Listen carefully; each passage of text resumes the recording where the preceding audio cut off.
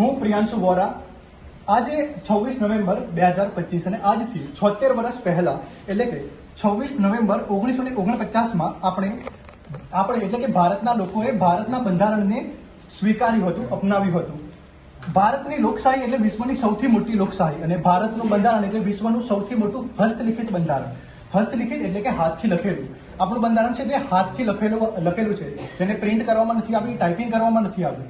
જે હાથથી લખ્યું હતું પ્રેમ બિહારી રાયજાદાએ, અને તેમને એ લખવા માટે કોઈ પણ પ્રકારનો ચાર્જ નહોતો લીધો. આપણું બંધારણ 2 વર્ષ 11 મહિના અને 18 દિવસમાં પૂરું થયેલું છે.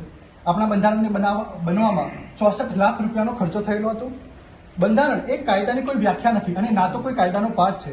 આ બંધારણ એ હજારો વ્યક્તિઓના સંઘર્ષ અને તેના બલિદાનનું એક કહાની છે, તેમનું પરિણામ છે.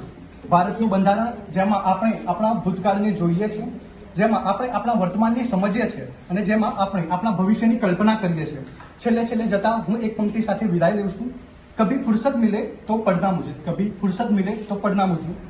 मैं तुम्हारी हर बेमिसाल उलझनों का समाधान हूँ, मैं तुम्हारी हर बेमिसाल उलझनों का समाधान हूँ. हाँ, मैं भारत का संविधान हूँ. Thank you.